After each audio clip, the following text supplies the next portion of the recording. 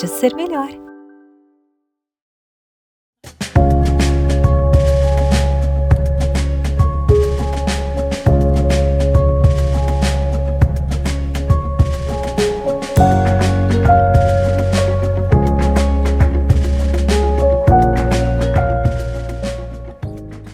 Oi, gente! Mais de 350 milhões de pessoas ao redor de todo o mundo convivem com a depressão. Talvez você que esteja nos assistindo ou nos ouvindo, conviva ou conheça alguém. Por isso, Pode Ser Melhor de hoje vai abordar esse tema e nós trouxemos o psiquiatra Leonardo Ciciarelli. Seja muito bem-vindo, Leonardo. Obrigado pelo convite. E também o humorista Matheus Ceará. Olá. Obrigada por ter Obrigado vindo. eu pelo convite. Estamos aqui para falar das loucuras da vida. Boa. Eu vou começar do começo, então. Doutor, qual é a principal diferença, então, de depressão e tristeza, que se confundem muitas vezes? Legal, Roberta. Acho que esse é um ponto bastante importante da gente alertar as pessoas, porque existe essa confusão, né? E acho que existem 3 aspectos principais da gente falar para fazer essa diferenciação, né? O primeiro deles é que a depressão, ela não é só uma tristeza. Ela é mais do que isso, ela tem outros sintomas. Como, por exemplo, além dessa tristeza, desse vazio, dessa desesperança, a pessoa também pode ter uma perda do interesse ou do prazer nas atividades do dia a dia, uma alteração do peso, aumento ou diminuição do peso, uma alteração do sono, com aumento ou diminuição do sono, pode ter uma dificuldade na capacidade de se concentrar, pensamentos de culpa, de inutilidade. Tudo isso pode fazer, até chegar eventualmente a pensamentos de morte, né, que são quadros geralmente mais graves, ou até mesmo uma tentativa de suicídio. Então, tudo isso pode fazer parte ali do quadro da depressão, não é simplesmente só uma tristeza. Tem um segundo aspecto, que é a questão do prejuízo que a depressão traz na funcionalidade das pessoas, né? Então, ela gera um prejuízo no funcionamento social, no funcionamento profissional, gera um sofrimento importante para o indivíduo, o que não necessariamente acontece na tristeza, né? Às vezes a tristeza não causa um prejuízo. E tem um terceiro aspecto que nos ajuda a diferenciar, que é a duração. A depressão, ela deve durar pelo menos 2 semanas. A tristeza, em geral, é uma duração ali mais, né, temporária, mais por horas, ou às vezes 1 dia, 2 dias, né? Então tem esses 3 aspectos que nos ajudam a diferenciar a tristeza da depressão. A gente já vai se aprofundar sobre isso, doutor. Mas eu quero saber de você, Matheus. Você foi diagnosticado em algum momento com depressão? Sim, Isso. depressão. Eu tenho depressão profunda, né? Tenho síndrome do pânico também. E crise de ansiedade, às vezes tem umas crises de ansiedade também. Não parece, né? Veio de Imagina, Matheus Ceará. Veio de um assalto. Eu acordei, tava no Rio de Janeiro fazendo show, tava no quarto do hotel, acordei com o ladrão dentro do quarto. Olha, foi desse dia que estoporou ali, saiu tudo, que aí depois teve um evento, doutor, então teve pode um vir evento, daí. teve um evento. Uhum. Mas acho que ele desencadeou vários outros traumas, que aí hoje eu tenho vários gatilhos que desperta isso, né? Mas quando eu pergunto isso aí pra mim, qual que é a diferença de tristeza e depressão, eu falo que tá triste é quando eu tô com fome. Eu quero comer, vou lá, como, e depois eu fico feliz, mas cansadinho. Basicamente, para acabar com a tristeza seria isso, vamos dizer. E a depressão, que eu falo da depressão, é como se o meu organismo falasse assim, sai fora, velho, não quero você aqui não. Quando foi? Meu organismo. Quando foi isso, Matheus? Foi esse aí do Rio de Janeiro? Foi antes da pandemia, tem uns 3, 4 anos já. Olha só. Tem uns 3, 4 anos. E aí, desde então, você faz um tratamento, e você tem hoje, assim, um controle sobre a depressão? Tenho, porque é aquele negócio, eu conversei com todo mundo que tá à minha volta, todo mundo que tá à minha volta sabe que eu tenho. Então, tipo assim, e a maioria das pessoas também que tá à minha volta sabe os gatilhos que eu tenho. Então, eu já conversei com a minha esposa, com a minha sogra, com o meu sogro, com o pessoal que trabalha comigo, todo mundo sabe que eu tenho. Então, tipo assim, se eu tô num dia triste, que nem ontem eu tava e hoje eu tô, eu falo, não tô bem hoje. Mas não é que eu não tô bem, sou uma pessoa difícil de lidar, é que eu não tô bem mesmo. Então, tipo assim, eu percebo que eu começo até a ficar sem raciocínio, não sei se isso é comum. Eu fico sem raciocinar direito. A pessoa, se eu tô conversando com você, eu tô totalmente focado no que você tá falando comigo. Mas se chegar uma pessoa e puxar outro assunto de alguma coisa que eu falei, eu não vou conseguir raciocinar direito. É como se eu tivesse um foco só para aquilo do que eu estou fazendo naquele momento. E acho que a parte mais pesada disso, foi para explicar para minha esposa e para minha família, né? Que às vezes é como se eu não gostasse mais deles, assim. Eu não gosto deles.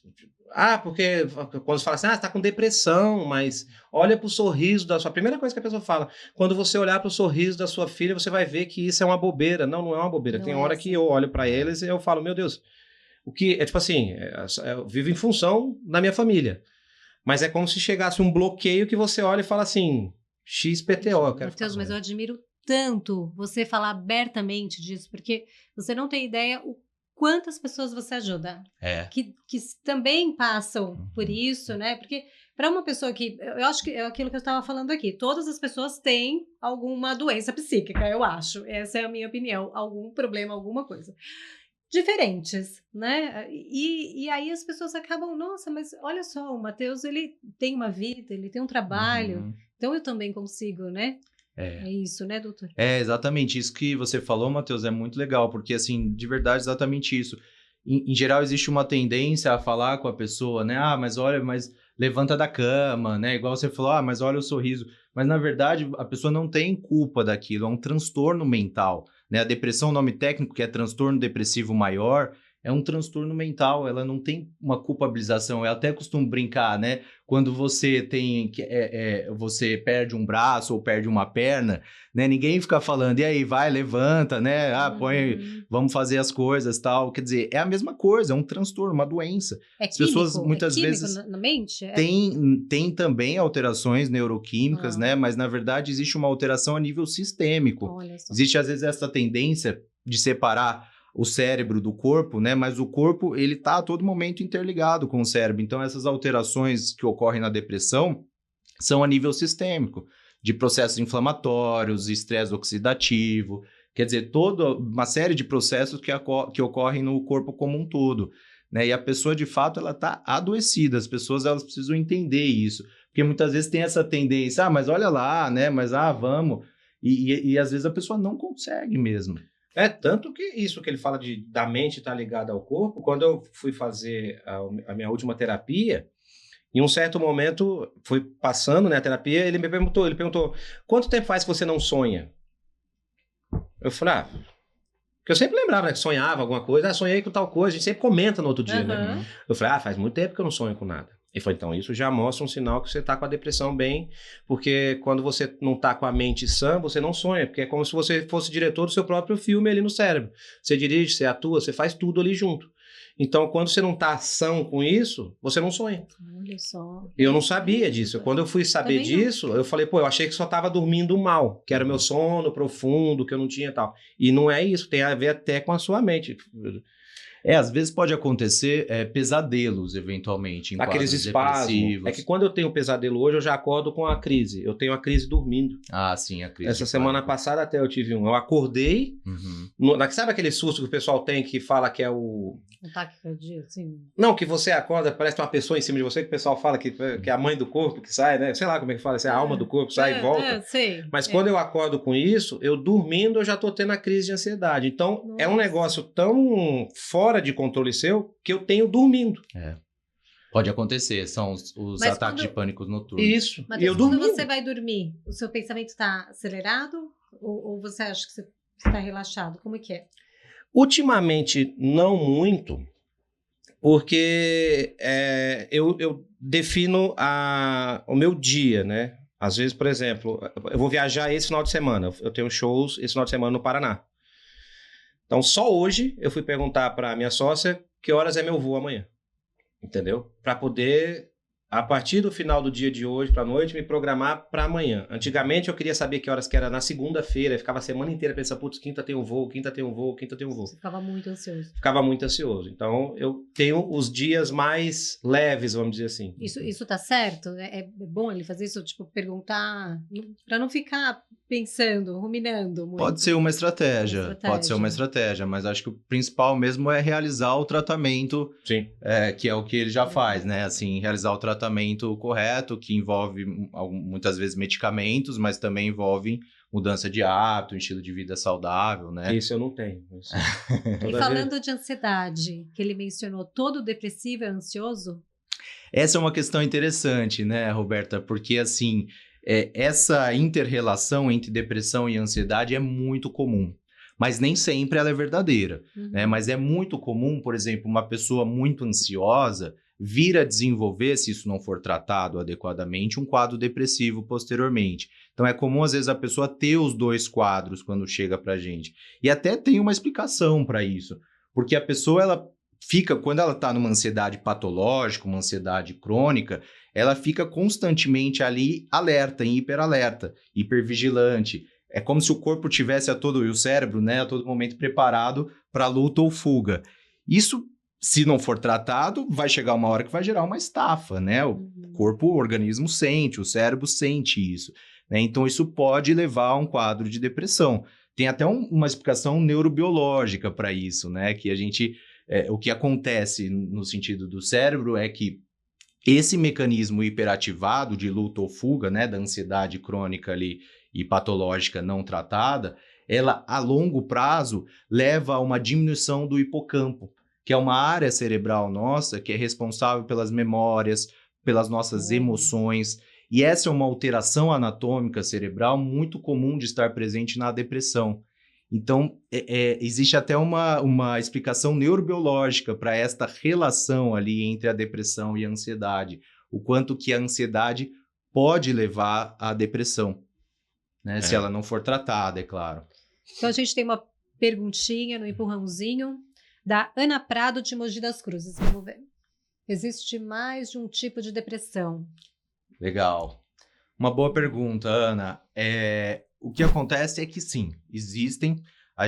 A depressão, ela cada vez mais a gente entende que é um transtorno mental heterogêneo, multidimensional. Existem vários tipos de depressão ou subtipos de depressão dentro do transtorno depressivo maior, que é esse quadro que eu citei, né, que é a depressão mais conhecida. Então existe a depressão melancólica, que é aquela coisa que a pessoa fica mais entristecida, mais para baixo. Existe a depressão com sintomas ansiosos, como a gente comentou. Existe a depressão sazonal, que é mais comum no hemisfério norte, que acontece de acordo com a mudança das estações do ano. Existe a depressão periparto, né, que acontece ali nas mulheres. Então, sim, existem subtipos de depressão, cerca de 9 subtipos de depressão que podem acontecer. Mas tem uma em específico que é a mais importante, porque esses subtipos que são classificados ali, de maneira geral, eles não têm muita diferenciação no tratamento e no prognóstico.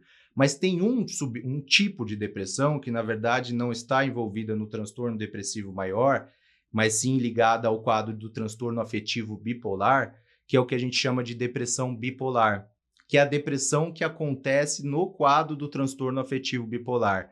É muito importante essa diferenciação ser feita, porque o tratamento e o prognóstico, eles são diferentes, né? E aí, como é que a gente diferencia? Os sintomas são também? Os sintomas nem sempre são diferentes, né? Por isso que nem sempre é muito fácil de fazer essa diferenciação. Um diagnóstico complexo, precisa ser feito com especialista, com psiquiatra, mas tem alguns red flags, né, que nos ajudam. Por exemplo, pessoas que têm histórico familiar de transtorno afetivo bipolar, né? Ou seja, tem alguém na família, em especial parentes de primeiro grau, que tem transtorno afetivo bipolar. Uma depressão de início muito precoce sugere também uma depressão bipolar, que é uma depressão que inicia-se ali na infância, na adolescência também sugere. Uma depressão que tem um componente de muita irritabilidade, uma depressão que depois de um certo tempo do uso do antidepressivo, ele começa a perder a sua eficácia. Então, pessoas que apresentam depressão pós-parto são alguns red flags que nos ajudam a pensar que, eventualmente, essa pessoa tem uma depressão bipolar. Mas o principal aspecto é se essa pessoa já apresentou em algum momento da vida algum episódio, né, em que ela mudou o humor para cima, que a gente fala. Que ela teve um que a gente chama de hipomania ou de mania, que ela ficou ali muito acelerada, que ela ficou com os pensamentos acelerados, falando muito, dormindo pouco, mas também não sentindo falta do sono, mais irritadiça, mais impulsiva. Isso é um quadro de hipomania ou mania, que aí a gente pode fazer o diagnóstico, se ela já apresentou isso em algum momento da vida, de um transtorno afetivo bipolar. Então, essa diferenciação do transtorno depressivo maior, que é a depressão unipolar, com a depressão bipolar, é muito importante de ser feito, mas que não é tão simples assim, muitas não é vezes. nada simples. Não é simples. A nossa mente... E, Matheus, me diz uma coisa, você teve dor física em algum momento, assim, de crise, Eu tive problema aqui na dentição, né, por conta... Bruxismo. Bruxismo e também... a gente tem a ATM, a DTM, né, que eu tive. O dia inteiro eu fico batendo o dente aqui e aqui, assim, às vezes. Às vezes eu me pego fazendo... Só que agora eu tô até arrumando isso com a parte estética e falta só colocar a parte de baixo. Mas a parte de cima, mexendo, já melhorou a minha mordida, que eu tinha entortado os dentes já para dentro. Minha mordida estava sendo feita de um dente só. Então eu aplicava Botox, não por estética, mas para tirar essa dor aqui que ficava inflamado isso aqui. Então eu tive esse problema. E eu trava muito minhas costas também. Porque quando eu fico com a crise de ansiedade, parado, eu começo a ter alguns espaços. Esses dias, eu estava assistindo o programa que confina todo mundo numa casa, mas não é casa dos artistas. Tá. Muito bom. Muito bom. Entendemos. E tem um lutador lá dentro, o Sapato, né? E estava tendo uma prova que ainda não chegou a vez dele ainda. E ele parado, ele ficava assim, ó. E eu já tinha visto esse rapaz, porque assim, isso é uma coisa que eu acho muito legal. Quando eu vejo uma pessoa tendo crise de ansiedade, uma crise de pânico, alguma coisa, eu consigo reconhecer na hora que a pessoa tá com aquilo. Já ajudei teve uma vez que eu ajudei uma moça que ela não estava conseguindo subir no elevador, num prédio. Ela parava perto do elevador e voltava, assim, o elevador foi tipo umas 2 vezes, e eu reparando desde a hora que eu tava fazendo o meu cadastro ali, eu fiquei vendo aquilo, a moça não conseguia pegar o elevador. Falei, moça, tá tudo bem? Ela falou, não, tá tudo bem, não sei o quê. Eu falei, vem aqui. Aí tinha um banheiro na frente, eu peguei um pedaço de papel, eu sempre faço isso, enrolo um pedaço de papel, faço um canudo, falo, sopra aqui, ó, respira e legal, fica tranquila Matheus. que vai dar pra subir, vai dar tudo certo. Tem uma moça que grava com a gente praça também, que direto ela tem crise de pânico, já fiz isso também umas 2, 3 vezes e realmente passa mesmo, assim. Porque é muito... É respirar, você tem que respirar, acalmar, entender onde você tá, porque parece que o mundo entrou num limbo que nem ar você tem pra respirar. Quando te dá uma crise de pânico. Parece que o mundo entrou, fechou, e é só você e aquilo que está acontecendo na frente. E aí eu já comecei a ver isso. Então é muito doido de você reconhecer. E eu vendo ele tendo aqueles espaços, eu falava pra minha esposa, aquele rapaz está tendo uma crise de pânico terrível, de ansiedade ali. Ele não pode fazer ao vivo, nada. Rede nacional e ao que vivo. loucura. E ele dava uns espasmos assim, ó. E eu falava, aquilo ali é ansiedade. E aí depois minha esposa falou, que ela assiste, né? Eu não acompanho muito. Ela falou assim, não, mas ele tem mesmo, que até tem uma amiga dele na casa que acompanha ele quando ele tem as crises de pânico à noite. Então, quando ele tem essa crise de ansiedade e ele não pode reagir, é onde dá o espasmo. E isso é pior que um treino. Nossa, e ele lá, dentro da casa, fechado. Então, e é pancada, assim. Quando dá, acho que talvez, não sei se essa explicação do que eu dei rapidamente do que é uma crise de pânico, para mim acontece assim, parece que o mundo acabou, as pessoas estão falando, você não... E a primeira coisa que te falta é o oxigênio, não tem oxigênio mais. Pode acontecer que é o que a gente chama de desrealização ou despersonalização, você sai, né, quase como se você saísse ali daquele momento. Isso que você falou é bem legal, da questão da influência, volta naquilo, né, na influência do corpo, da relação entre corpo e cérebro. Então é super comum, por exemplo, ter disfunções temporomandibulares, pacientes com depressão ou ansiedade, com estresse crônico, apresentarem esse quadro como você... Quais os outros sintomas físicos que uma pessoa pode ter? Uma pessoa que esteja passando aí. Quer que eu fale dos meus? É melhor do que ele falar do que as pessoas. Pode falar também. Isso, comer unha, roer unha. Às vezes eu, por exemplo, eu bebo bebida alcoólica. Se eu não tomar conta, eu passo um dia inteiro me alimentando, por exemplo, de bebida alcoólica. Cerveja, É questão da compulsão também? Você passa a ser... Não só a compulsão, você troca... Eu tenho, tipo assim, tem isso de comer unha, de bater o pé.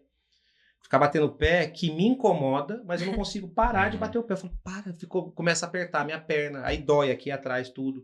Os espasmos musculares, a falta de sono, a irritabilidade. Então Tem você esse fica ponto, assim. que é o quanto que isso dura, Tá. o quanto que te traz de prejuízo, né, Olha lá, na sua gente, é o tempo, é funcionalidade. a duração que a gente precisa ficar atento. Na verdade, acho que 3 aspectos, né? Tá.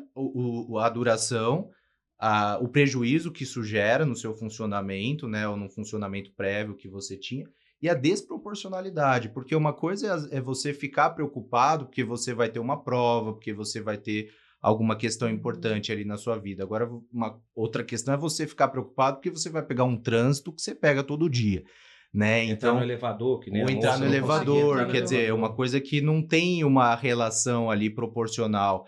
Então, esses 3 aspectos acho que ajudam a diferenciar, mas essa linha muitas vezes é tênue, né? Mas esses 3 aspectos ajudam a diferenciar o que é um quadro mais patológico, até porque a ansiedade ela é importante, né? Desde que ela não seja patológica, ela tem até uma importância evolutiva como mecanismo de proteção.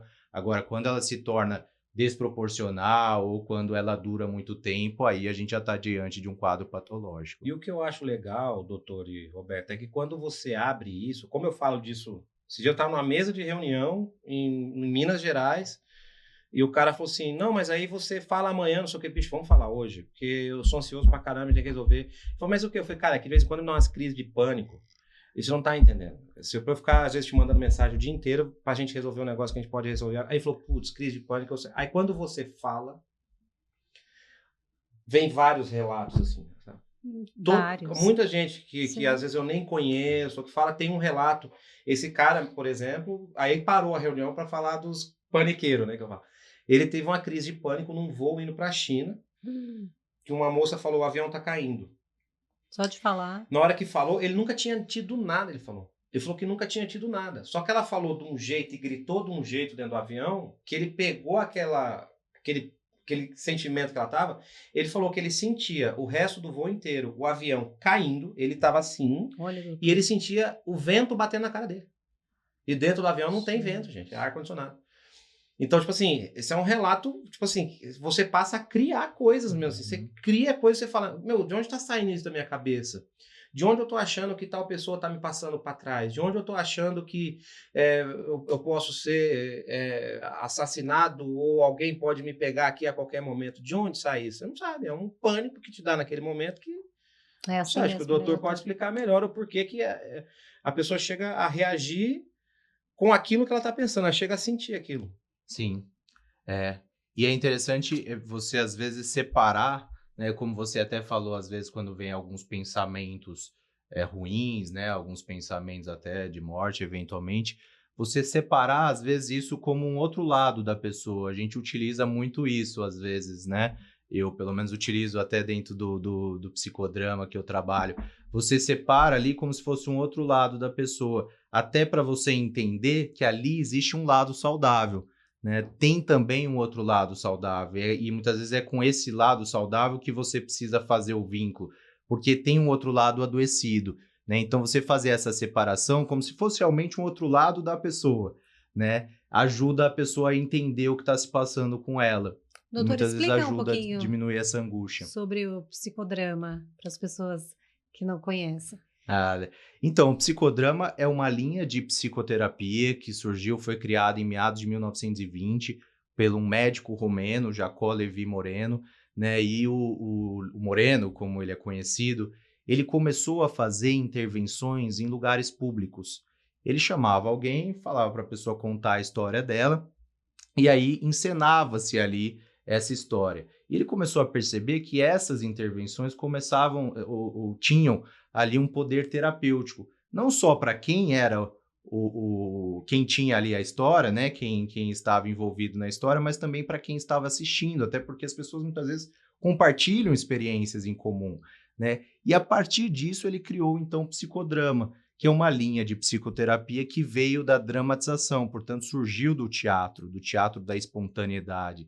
Então, essa linha depois ela começou ali como uma terapia de grupo, então o psicodrama ele surgiu como uma terapia de grupo. Fala uma situação, assim, como que seria um momento de terapia, né?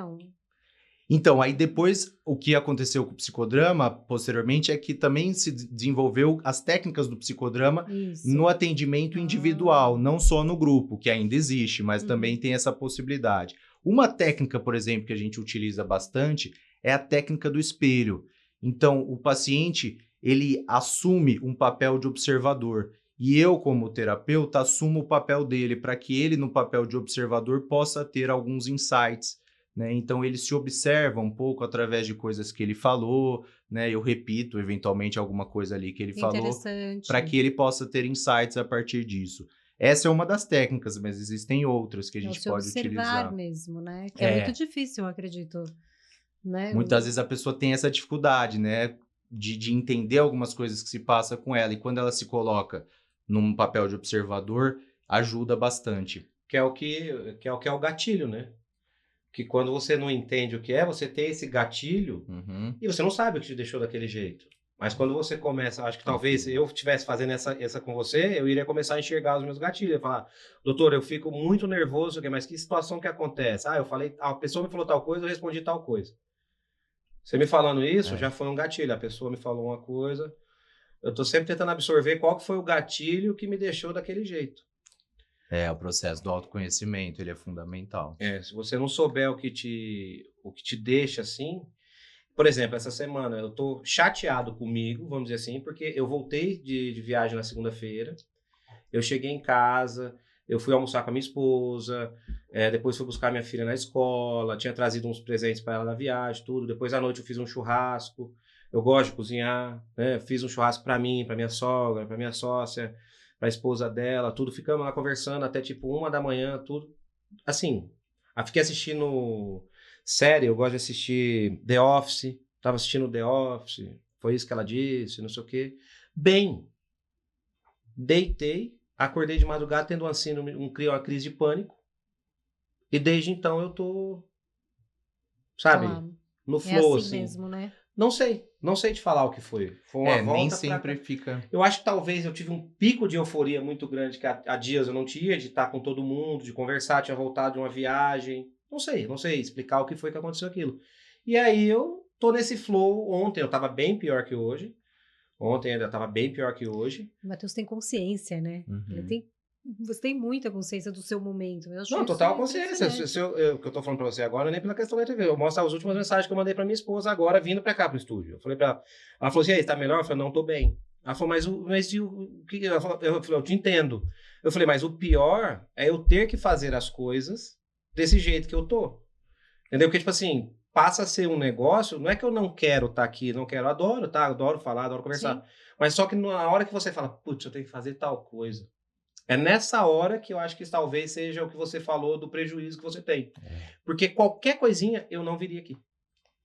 E é legal também, Matheus, no sentido de que nem sempre é identificado esses gatilhos. Muitas vezes os ataques de pânico eles surgem espontaneamente, a pessoa não consegue identificar, né? E o processo, por exemplo, da terapia ou do tratamento psiquiátrico, ele não é para que a pessoa controle as suas emoções, os seus sentimentos, né? Mas sim para que ela passe a reconhecer melhor aquilo que ela sente, né? O que se passa com ela. Então, isso é muito importante nesse processo, né?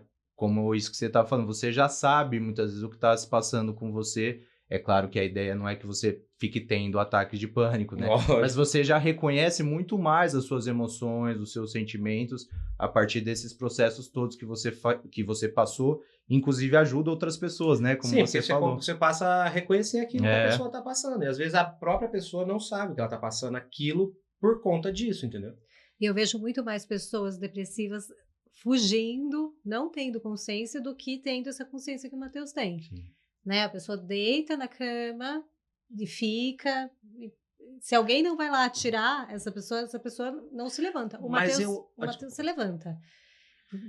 É assim, pode demorar, eu sei que tem toda essa dificuldade, a gente percebe, né? E ele fala isso abertamente, Uhum. muito interessante, muito bom isso, mas você busca ajuda, né? Isso já tem aí um grande diferencial. Nem sempre acontece, né, Nem Roberto? sempre. Sim, É. e eu converso com todo mundo. Que, tipo assim, principalmente as pessoas que estão mais próximas a mim.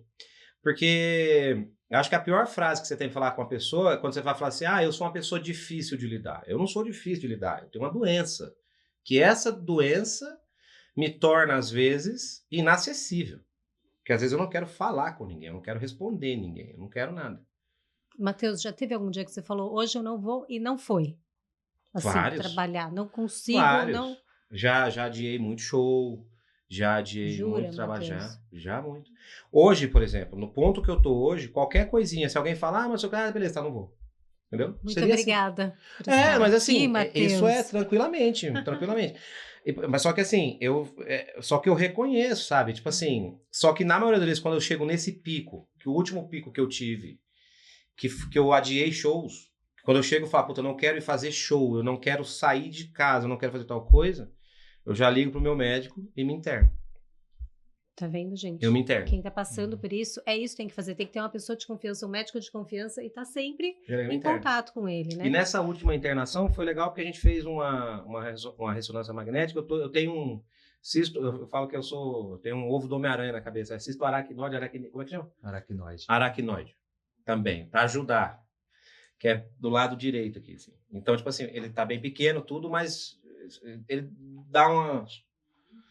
Pode ser que dê uma mexida em alguma coisa, principalmente na visão. Então, assim, eu tô sempre procurando para saber o que tá acontecendo. Porque, só que de todos os exames que a gente fez, de todos os sintomas que eu tinha, cheguei falando lá, não tinha nada. A gente tem uma pergunta, agora eu vou pedir para vocês colocarem o fone, por favor. Mais uma perguntinha do empurrãozinho agora em vídeo. Oi, pessoal do Pode Ser Melhor. Eu tenho uma pergunta para o Dr. Leonardo. Eu gostaria de saber quais são os sintomas que muitas vezes as pessoas não dão importância, mas que sugerem uma doença psíquica. Acho que o sofrimento psíquico, a doença psíquica, ela muitas vezes, como a gente acabou de falar, né, ela é muito abstrata. Então, acho que até as artes já tentaram, né, ou tentam ainda, exprimir o que acontece no sofrimento psíquico, né, o teatro, a literatura, a pintura, enfim. Mas eu acho que o ponto principal, porque na verdade a gente tem vários tipos de transtornos mentais, né, que vão desde quadros psicóticos até a depressão ou ansiedade, enfim, entre outros. O ponto principal que ajuda a gente a diferenciar é se aquela pessoa ela tá diferente do que ela era. Esse é um ponto, acho que, crucial, né, abrangendo aí quase todos os transtornos mentais. Se você percebe, né, em especial em adultos, se você percebe que essa pessoa tá diferente do que ela era, isso ajuda. E até dentro do que você falou, Roberta, que muitas vezes as pessoas não procuram ajuda, esse é um ponto importante para você falar com as pessoas. Não é o caso do Matheus, né? Mas que bom. Porque o que é legal você falar para pessoas que às vezes não procuram ajuda, mas que os outros todos estão percebendo que essa pessoa não tá legal. Ao invés de você ficar falando para ela, mas olha, você tá mal, você não tá vendo, precisa procurar ajuda e tal. De novo, você faz o vínculo com o lado saudável da pessoa. Então, você até mostra, eventualmente, experiências concretas, né, do passado, de como que ela estava. Então, olha aqui como que a senhora estava no aniversário do seu neto, olha aqui como a senhora estava feliz, olha aqui há 2 anos atrás, olha essa foto, né? A senhora lembra o quanto que a senhora estava bem naquela ocasião? Você mostrar para ela a comparação de como ela estava anteriormente para o que ela está agora. Isso ajuda, às vezes, essas pessoas que estão com um pouco de dificuldade de entender que ela está passando por um sofrimento psíquico, que ela precisa de ajuda, né? Isso é uma coisa que as pessoas podem fazer aí com esse vínculo com o lado saudável, né? Ajuda nesse sentido. Bem importante isso. Eu acho interessante sempre conversar. Quem estiver assistindo ou escutando isso, converse com alguém, escolha uma pessoa que você mais gosta, tem que se abrir. Alguém tem que saber o que você está passando. Alguém tem que saber exatamente o que você está passando e o que você está sentindo. Porque se você guardar só para você, você vai piorar e você vai achar que você é totalmente estranho de todo mundo, e é onde vai entrar isso aí da vizinhança, vai querer te expulsar ali da vizinhança, porque não, assim, eu não vejo outra saída assim, a não ser você chegar ao ponto de não querer mais sair de casa, você deixar seu emprego, e quando falta o acesso, Quando eu falo nem a questão do acesso a financeiro ou de atendimento disso. Falo o acesso de entender o que está acontecendo com você. Porque às vezes a pessoa é tão simples no jeito de viver dela, que ela vai, primeiro ela começa com uma preguicinha. Hoje eu não sei o quê. Vou dar um cochilo a mais. Dormi um pouco mais, perdi a hora do trabalho. Vamos ali na festinha, vai ter um bolinho pro fulano. Não vou não, vou ficar em casa aqui vendo televisão. As pessoas começam a achar que ele é preguiçoso. A pessoa vai achando, a própria pessoa começa a achar também que ela tá tendo aquilo, mas não é porque ela acha aquilo mesmo, eu tenho isso, não, eu tô tranquilo, tô numa fase mais tranquila, eu tô não sei o quê, e ela vai começando, e ela tem essa depressão, ela tem essa ansiedade, ela tem esse diagnóstico, só que ela não sabe, porque ela não tem acesso a conversar com as pessoas sobre isso. Olha só. Então, se você conversar com alguém que está fora você, às vezes a pessoa viu um podcast desse, a gente falando isso, fala, pô, fulano tem isso. Mas eu tenho certeza que você falando isso, esse negócio, com certeza vai alertar. Essa preguicinha, esse não quero ir, esse não quero comer, esse não tô bem, eu vou deitar e vou dormir. Às vezes são pequenos sinais. São pequenos sinais que a pessoa já está dando ali, só que ela não tem acesso. Quando você falou senhora, né, principalmente as pessoas mais velhas, não tem acesso a assistir um podcast desse, a ver. Isso, aquele negócio, né? Isso a TV não mostra, vamos dizer assim. Mostra quando mostra é rápido. Por isso que os podcasts têm sido bons de falar sobre isso, porque tem um tempo mais profundo pra gente falar disso. Mas eu acho que quem tá sentindo alguma coisa assim, conversar com alguém. Eu converso abertamente com todo mundo, a qualquer hora, a qualquer momento, porque é bom pra mim. É bom pra mim. Porque eu sei que isso não vai me curar. Mas quando eu tô com o Ronaldo, que é o cara que trabalha comigo, com o Lucas é o cara que trabalha comigo também, ele é comediante, também tem TDAH, tem depressão, tem tudo. Então, tipo assim, o Ronaldo não tem nada. O Ronaldo é um cara totalmente focado, trabalho, tudo, ele não tem nada, ele não tem ansiedade, não tem nada. Então, tipo assim, tem hora que ele não entende. Quando eu falo, tio, não, precisamos ver o negócio do show, não sei o quê, papapá, cara, vamos ver amanhã isso aí. Agora ele já entende mais, que ele queria passar o mês inteiro da agenda de show. Fala, não, vamos passar por semana? Na segunda-feira vocês me falam o que tem nessa semana e dia a dia você me fala o horário que eu vou sair, o horário que eu vou chegar. Quando encerrar um, você me fala o outro. Encerrou um, você me fala o outro. Então com isso eu fui fazendo uma vida menos ansiosa, assim. O Matheus aprendeu, né, a conviver com o diagnóstico. E mesmo assim não controlo, né? Mas ninguém controla, né, doutora? Acho que é bom falar isso. Tem que ser sempre verdade, esse existe apoio. Um controle? Tem que ter sempre... Existe um controle? Existe, com certeza, né? Existe, sim, é um tratamento que tem muitas vezes começo e fim, né? Depende muito de cada caso, mas considerando aí, dependendo do caso, dá pra gente tratar, controlar e às vezes até parar, dependendo do caso, de tomar o remédio, né? Mas é claro que o tratamento, ele, como a gente já falou, né? Ele inclui não só o medicamento, ele inclui também um estilo de vida saudável. Cada vez mais a gente tem estudado, falado sobre isso, eu adoro falar sobre isso. Você faz isso também, Eu né? faço isso e motivo os meus pacientes, né, a terem um estilo de vida saudável. Então, você fazer o que eu chamo do tratamento como um todo, né, do tratamento completo, sim, se isso for feito corretamente, a tendência é que a pessoa melhore. Pronto, ganhou um cliente. Ótima notícia. Ganhou um cliente. Nossa, aí, ó. adorei essa conexão que eu fiz aqui, vou até chorar. Porque até então eu faço tudo picado, né? Eu faço a terapia, eu faço não sei o quê. Tem que ir no endócrino, não vou nada. Tem que andar de bicicleta, vou nada. E o pior é que eu tenho o ciático atacado também. Aí eu faço quiropraxia. Minha quiroprata falou assim, você não pode fazer nenhum exercício de impacto. Tem que fazer ou hidroginástica ou pilates. Saí de lá e falei, pilates, então não sei o quê. Então a gente se encontra na Hidro, que eu tô grávida. Eu só faço Hidro. Aí eu fui ver a academia que tem lá perto de casa, a Hidro 7 horas da manhã, que jeito. Mas você sabe que isso é um conceito que as pessoas têm muitas vezes, né? E chega isso no consultório, de que elas precisam necessariamente fazer academia. O que não é uma verdade. Né? A pessoa ela precisa fazer o exercício que ela se identifica mais. Isso mesmo. E às vezes pode ser uma hidroginástica. Você vai encontrar o exercício. Eu gosto de dançar, por exemplo. O que eu sugiro às vezes é você ver coisas que você já fez em algum momento que você se identificava, ou até pessoas que você admira, pessoas que você vê e fala, puxa, olha que legal essa pessoa fazendo esse esporte e tal. isso pode, às Beach vezes, gerar uma tennis. conexão. Eu vou pegar no pé do Matheus depois. Pode deixar, doutor. E tem uma coisa legal, até ele falou do beach tennis, que eu já vi isso também no consultório, né? O quanto que o exercício e a mudança de hábito, né, ela gera um efeito secundário, né? Muitas vezes que as pessoas só vão se dar conta posteriormente, mas que isso é muito interessante. Então, às vezes, ela começa a fazer um exercício físico, uma academia ou um beach tennis, por exemplo, tá na moda aí, né? Você E sabe aí como ela é que começa faz a pra fazer saber um se a grupo. pessoa tá fazendo beach tênis? Fala nada, ela vai te contar. Boa. E aí, assim, quer dizer, isso gera uma conexão social ali, ela começa a dormir melhor, ela começa a se alimentar melhor. Então, isso gera um efeito dominó que a pessoa, às vezes, não se dá conta, ou vai se dar conta posteriormente, mas que é muito interessante, né? E que uma mudança de hábito acaba gerando outros efeitos secundários, né? Que são efeitos marginais, vamos dizer assim. Doutor, nós estamos já com o nosso tempo escasso, mas eu gostaria que Já tá acabando a consulta, não é 50 minutos? Já tá a consulta? passando 45 minutos aqui.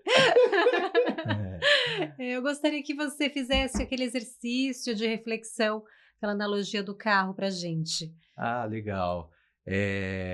Então, eu trouxe aqui a analogia do carro, né, com a saúde mental, que é uma coisa que eu falo bastante, falo na consulta, falo no Instagram, né? Essa analogia eu acho muito interessante. Na verdade, eu adoro me comunicar por analogias, porque eu acho que facilita muito a comunicação.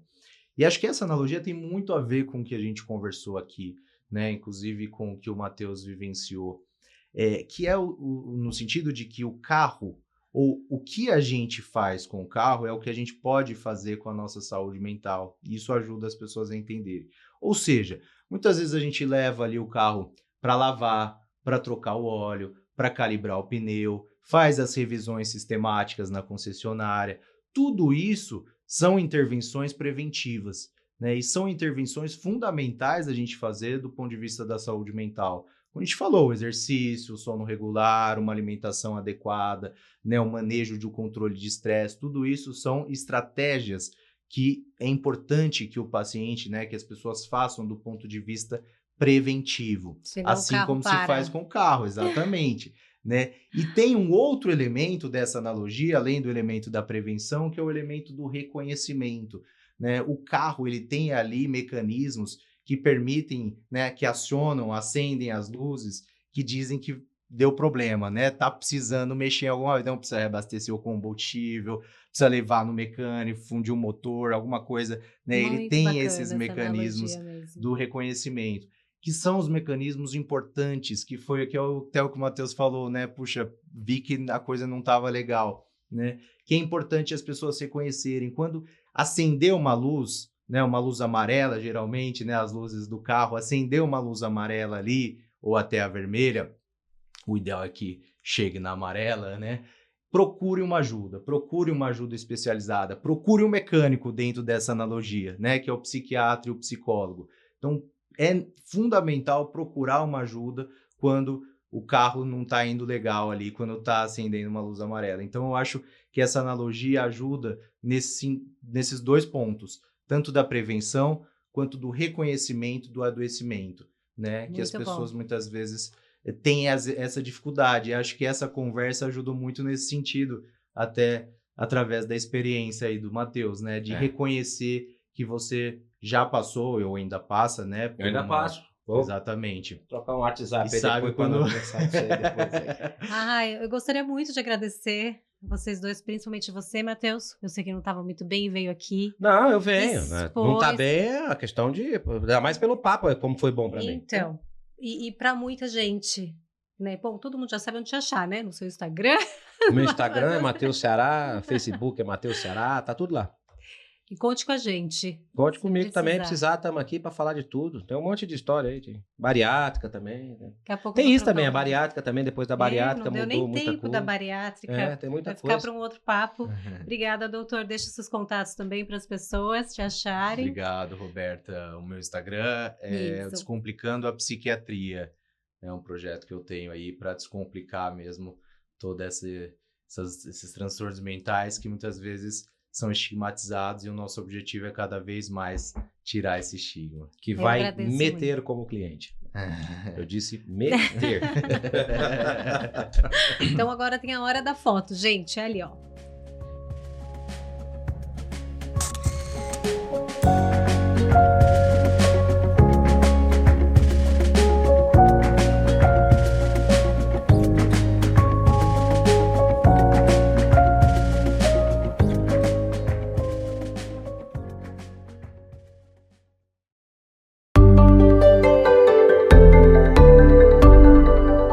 Pode ser melhor.